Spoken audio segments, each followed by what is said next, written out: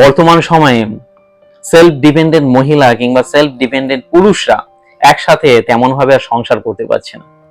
তারা উপার্জনের জায়গায়, টাকা পয়সার জায়গায় যথেষ্ট প্রতিষ্ঠিত। তারা শিক্ষা দীক্ষার জায়গায়, তাদের যে একাডেমিক কোয়ালিফিকেশন রয়েছে সেই সার্টিফিকেটের জায়গায় তাদের নামগুলো অনেক উপরের দিকে, কিন্তু সংসারের জায়গায় তারা কোথাও না কোথাও হেরে যাওয়া যোদ্ধার মতো। তো এই চাকরিজীবী মহিলারা কেন সংসার করতে পারে না? বিশেষ করে পুরুষ তো কর্মজীবী হনই, যেখানে নারী সেই পরিবারের কর্মজীবী বা উপার্জন করে নিয়ে আসছেন, তিনি তার পরিবারের সঙ্গে তেমন ভাবে আর মানিয়ে থাকতে পারছে না।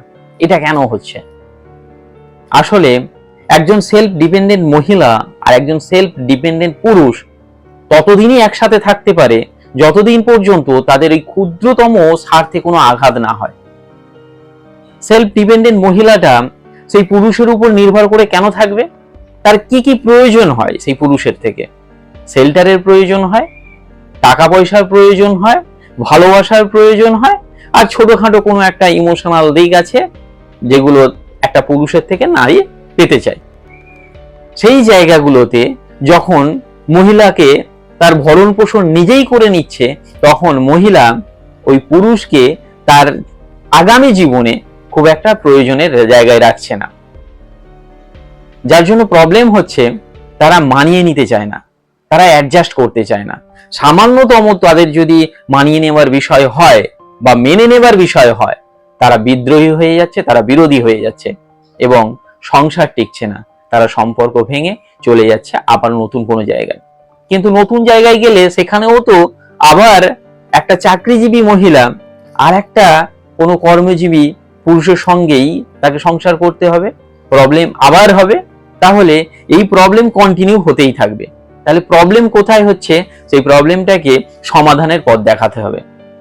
এখন প্রশ্ন হচ্ছে, আপনি সেলফ ডিপেন্ডেন্ট হতে পারেন, কিন্তু সেলফ ডিপেন্ডেন্ট মহিলারা বিশেষ করে তাদেরকে যে ধরনের এডুকেশন দেওয়া হচ্ছে সমাজ থেকে এবং বিভিন্ন একাডেমিক জায়গা থেকে কিংবা বিভিন্ন সোর্স থেকে, তারা যে ধরনের শিক্ষা পাচ্ছে, তারা সেলফ ডিপেন্ডেন্সির নামে তারা হয়ে যাচ্ছে পুরুষ বিরোধী। সেলফ ডিপেন্ডেন্সি মানেই পুরুষ বিরোধিতা নয়। আমি বহু জায়গায় দেখছি, বহু মহিলাকে দেখছি, এই ভিডিওটা মহিলাদের বিরুদ্ধে বানানো নয়, যাতে আমার মা বোনেরা তারা আগামী দিনে সুন্দরভাবে তাদের জীবনযাপন করতে পারে, সেই জন্য এই ভিডিওর প্রয়াস। তো বলার বক্তব্য হচ্ছে, আপনাদেরকে বা আমাদের মেয়েদেরকে এইভাবে ট্রেন করা হচ্ছে, তোমরা সেলফ ডিপেন্ডেন্ট হবার সঙ্গে সঙ্গে পুরুষ বিরোধী হও। পুরুষ বিরোধিতা কিন্তু পুরো আলাদা ফ্যাক্টর। এখানে যদি সেলফ ডিপেন্ডেন্ট না হয়ে ইন্টারডিপেন্ডেন্ট হওয়া যায়, পুরুষদের ক্ষেত্রেও বলা হচ্ছে, যেখানে একটা মহিলা কি কি চাইছে, তার চাওয়া পাওয়াগুলোকে যদি একটা পুরুষ পূরণ করে, আর একটা নারী একটা পুরুষের চাওয়া পাওয়াগুলোকে যদি পূরণ করে, তাহলে ইন্টারডিপেন্ডেন্সি আপনার সংসারকে টিকিয়ে রাখতে পারবে। সেলফ ডিপেন্ডেন্সি চাকরির জায়গায়, ব্যবসার জায়গায়, আপনার কর্মের জায়গায়, এটা ব্যবসা নয়, এটা দোকানদারি নয়, এটা হচ্ছে সংসার।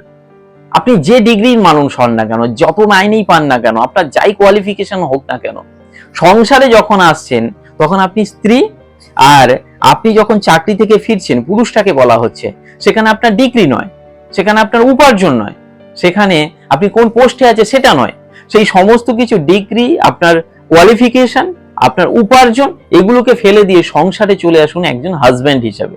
তাহলে দেখবেন আপনার সংসারে প্রবলেম নেই। কিন্তু আমরা আমাদের ওই কর্মের যে পুরুষ বা মহিলা থাকছে, আমাদের একাডেমিক কোয়ালিফিকেশন কি রয়েছে, কি যোগ্যতা রয়েছে, সেই মানুষটার রূপে যদি একে অপরের সঙ্গে মেশেন সেলফ ডিপেন্ডেন্ট হয়ে, স্বাধীনভাবে, স্বতন্ত্রভাবে, তাহলে এই সংসার টিকবে না। আর এটাই হচ্ছে। প্রকৃতি কি চাইছে আমাদের থেকে, এটাকে বুঝতে হবে। প্রকৃতি কিন্তু আজও পর্যন্ত মহিলাদেরকে সহনশীলতার দিক থেকে এগিয়ে রেখেছে। প্রতিপালনের জন্য মহিলাকে আজও পর্যন্ত প্রকৃতি সিলেক্ট করে। তাই আজও পর্যন্ত শিশু জন্ম নেবার জন্য এই প্রকৃতি মহিলাকেই সিলেক্ট করে। পুরুষের গর্ভে সন্তানের জন্ম হয় না। নারীকে প্রতিপালনের জায়গায় রাখছে, নারীকে সফট, কোমল, ভালোবাসার জন্য বানিয়েছে এই প্রকৃতি, আর পুরুষকে বানিয়েছে শক্ত। দেখবেন মহিলার থেকে প্রকৃতিগত দিক থেকে পুরুষের গায়ের জোর বেশি, তাই তাকে প্রতিরক্ষার দায়িত্বে রেখেছে। সংসার যখন করছেন, একজন প্রতিপালক আর একজন প্রতিরক্ষক, এই দুই মিলে সংসার হয়। যদি এই জায়গাতে আমরা একে অপরের রোলকে ভুলে যাই, একে অপরের কর্তব্যকে ভুলে যাই, তাহলে সংসার টিকবে না। আর এমনটাই ভুল হচ্ছে। এই কালচার কোথা থেকে শেখা? এই কালচার শেখা ওয়েস্টার্ন কালচার থেকে। যত বেশি আমরা আমাদের জীবনকে ওয়েস্টার্ন কালচারের দিকে নিয়ে চলে যাচ্ছে, তত বেশি সংসার কনসেপ্ট নষ্ট হয়ে যাচ্ছে। তো আশা করি আপনারা আমার কথা বুঝতে পেরেছেন। যদি ভিডিওটি ভালো লাগে, সঠিক মনে হয়, তাহলে আমার জন্য কিছু করতে হবে না, এই ভিডিওটিকে আপনার লাইফে কাজে লাগান। ধন্যবাদ।